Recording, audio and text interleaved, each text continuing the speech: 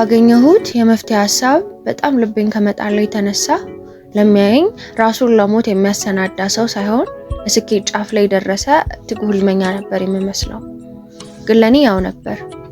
የኔ ትልቁ ስኬት ሞት፣ ህልሜም ከዚህ የስቃይ ህይወት የሚገላግለኝን አንዳች መላ ያስገኘልኝን አሳክቼ ማረፍ ነውና ለሱም ልቤን አተካሁት።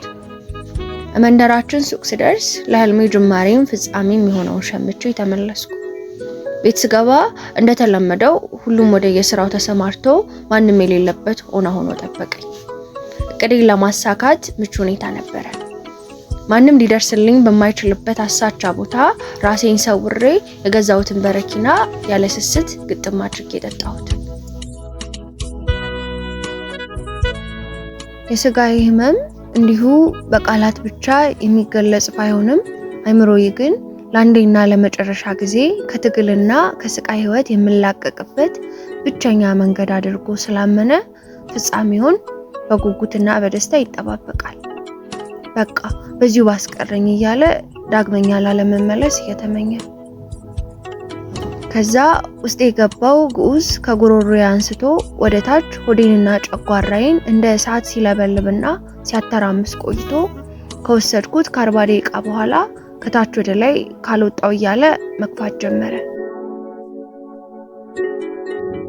በስተመጨረሻ የገባው በሙሉ አንዳች ኃይል ጎትቶ እያስወጣው እንዳለ እስኪሰማኝ ድረስ የጠጣሁት በሙሉ ከውስጥ ጨጓራዬና መላው ውስጣቴን እያጠበ ይመስል በነጭ አረፋ መልክ ያለውን በሙሉ ጠራርጎ ይዞት ወጣ።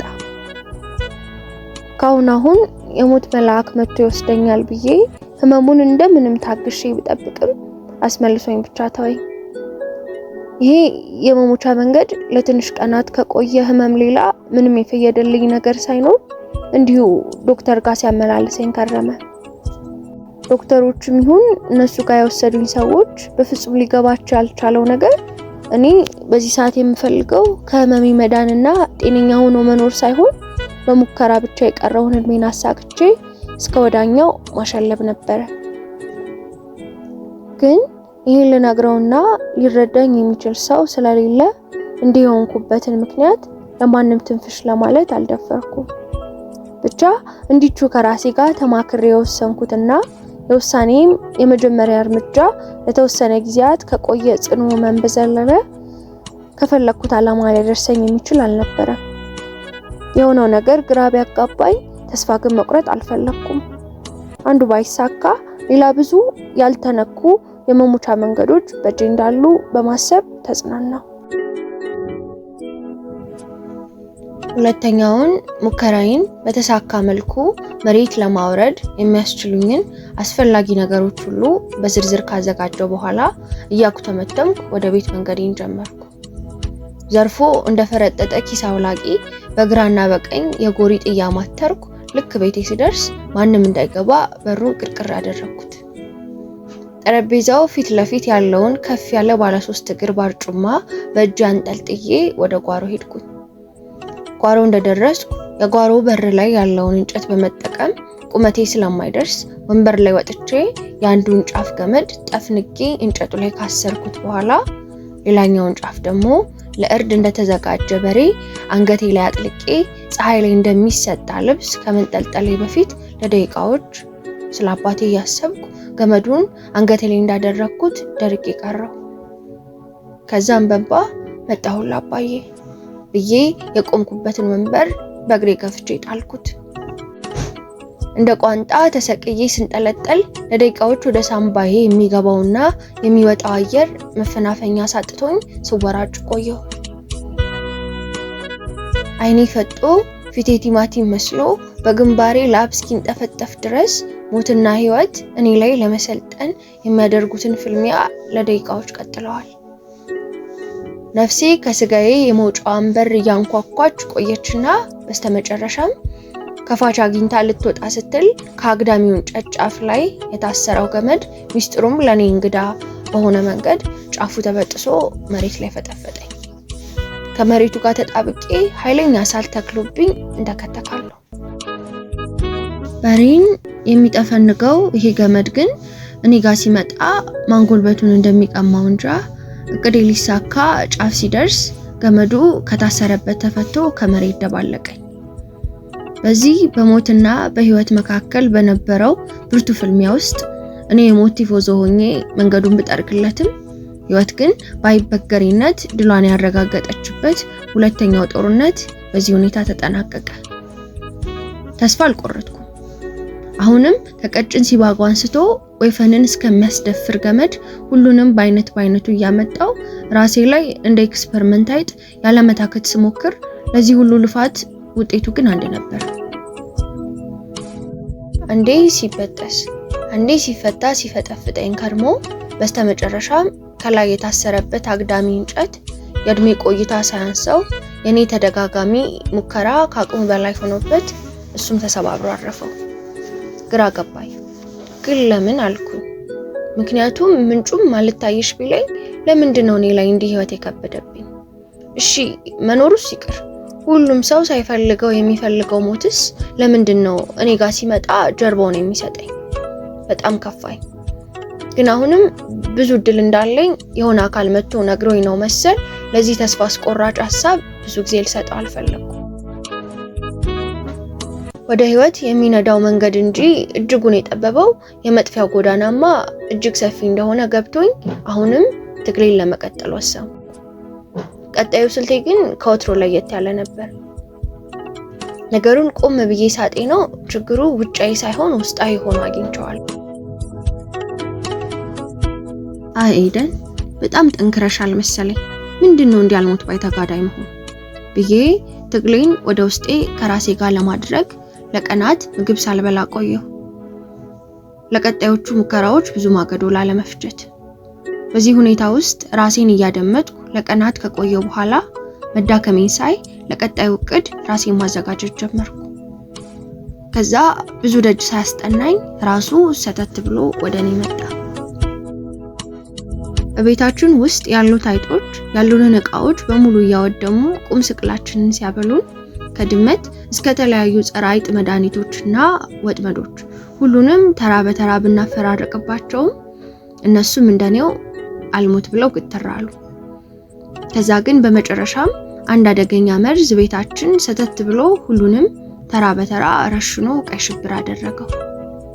እኔም ሁኔታቸው ቢያስቀናኝ ለኔም እንዲህ ቢሆንልኝ ብዬ የምሬን ተመኘሁ። ነገር ግን በምኞት ብቻ አልቀረም። ለመሞከርማ ማን ብሎኝ። ቤት ውስጥ ሁሉም ምግቡን በልቶ ሲነሳ እኔ ደግሞ የራሴን ሳህን አንስቼ አሳቻ ቦታ ተሰውሬ የመሞቻ ቅመሜን ምግቤ ላይ ነስንሼ እያጣጣምኩ ተመገብኩት። የነሱ ጣ ለኔም ከወጣልኝ ብዬ እንዲህ ለቀናት ተመቻችቶ በቆየው ሰውነት ላይ ደግሞ ይሄ ተጨምሮበት በፍጹም እንደማያሳርፈኝ ተማምኜበት ነበር። ግን ነገሩ ወዲህ ሆነ። ምንም ያክል ሰውነቴ ቢደክምም አይጦቹን እንደዛ የረፈረፋቸው የመርዝነት ኃይል ኔጋ ሲደርስ ምን እንደሚያከሽፈው አላውቅም። እሱም እስከ እንደዚህ ቀደሞቹ በእንጭጭ እንደከሸፉት ሙከራዎች ለቀናት ብቻ ከሚቆይ ህመም ፈቀቅ ያለ አልነበረም። ምንድነው ነገሮች ሁሉ እንዲጥምም ያሉብኝ? የቱንም ያክል ብለፋና ብተጋ ወደማልፈልገው የጭንቀት ህይወት የሚጎትተኝ እጅ ማን ነው ከኔ ጋር ያጣበቀው ብዬ በጣም ከባድ የሆነ የድብርት ስሜት ውስጥ ገባሁ።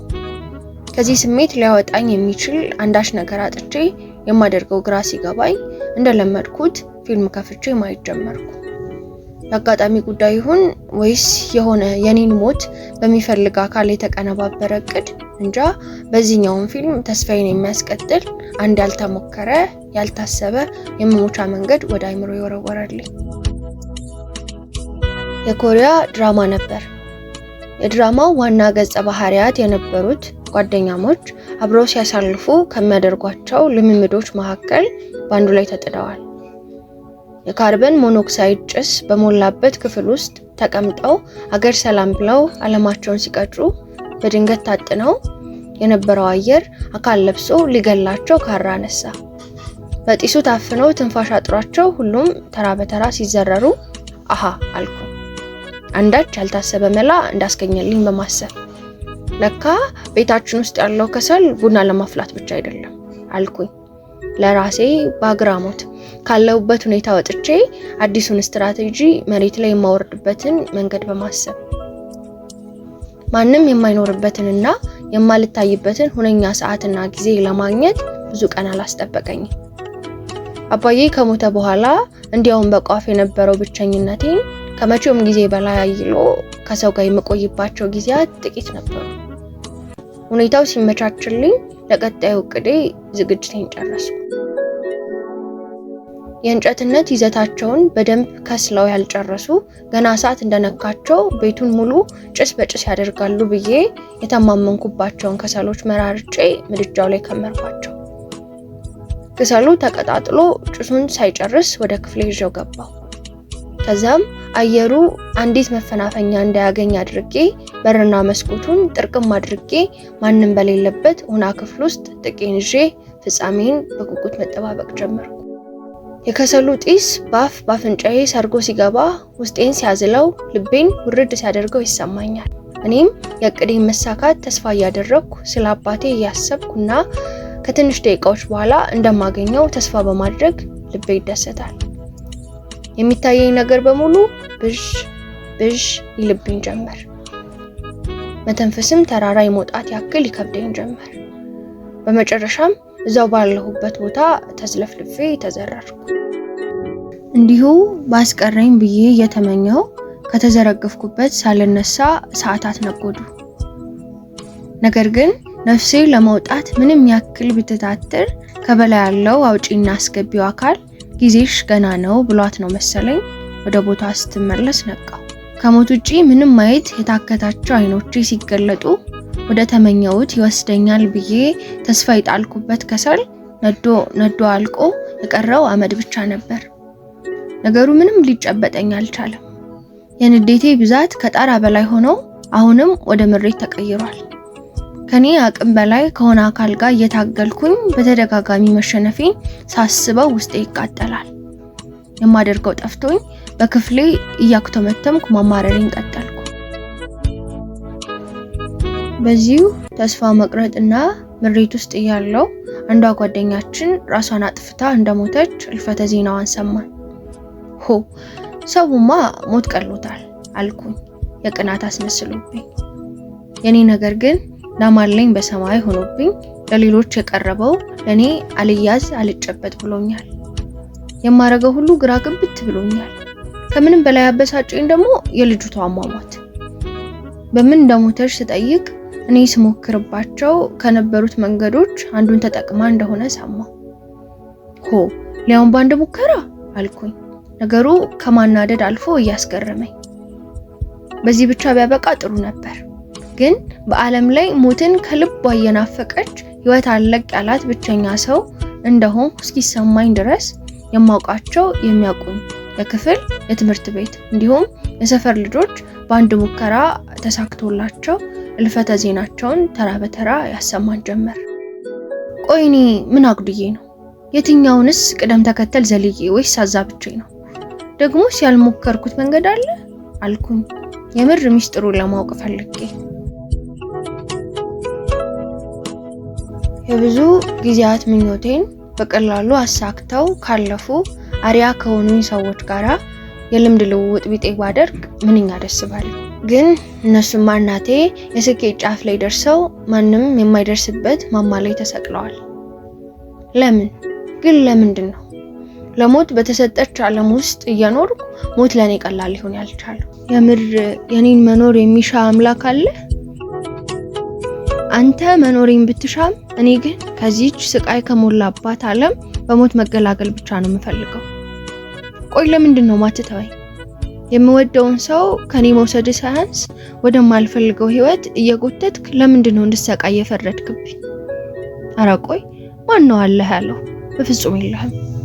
አንተ እንደተባለው ሁሉን ቻይና መሐሪ አምላክ ብትሆን ምኑንም በማላቅበት በለጋ እድሜ በምንም የማልወጣው የስቃይ ጉድጓድ ውስጥ ተቀብሬ ስሰቃይ ዝም ብለህ አታየኝም ነበር። አዎ ማንም የለም። የኔን ስቃይ የኔን መከራ የሚገባው የሚያዝንልኝም አንድ ነበር።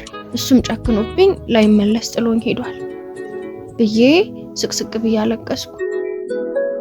ነገሮች ሁሉ ጨላልመውብኝ የተመኘሁትን በብርቱ ሩጫም ያስኩት ስል የማላቀው ኃይል እጄን ፈልቅቆ ሲወስድብኝ በቃ ሁሉም ነገር ተስፋ አስቆረጠኝ፣ ደከመኝ። ለሌላ ሙከራም የቀድሞ ወኔ ከርቶኝ ቀጣዩን እጣ ፋንታዬን ሁሉ ጠፍቶብኝ ፍጻሜው ባልተረጋገጠለት ጎዳና ላይ እንዲሁ በጭፍን መዋል ሆነ ስራዬ። ግን አፌ ዝም ቢልም ልቤ ግን መጠየቁን አላቆምም። ቆይ ግን ለምን? እኔም ማላየው እሱ ግን የሚያየኝ መኖሬን እንጂ መሞቴን የማይሻ አካል አለ ማለት ነው። እኔ በቃ አለቀ ባልኩበት ነገሬ ላይ ከኔ ጋር ጉዳዩን ያልጨረሰ፣ በጨለመብኝ ነገሬ ላይ ምን ብርሃን አይቶ ነው እንዲህ አለቅም ብሎ እጄን አጥብቆ የያዘው? የእውነት ግን እኔ ሞቴን ከምናፍቀው በላይ መኖሬ ግድ የሚለው ከኔ ጋር ጉዳዩን ያልጨረሰ አምላክ አለ ማለት ነው። በህይወት መቆየቴ ይህን ያክል ዋጋ አለው?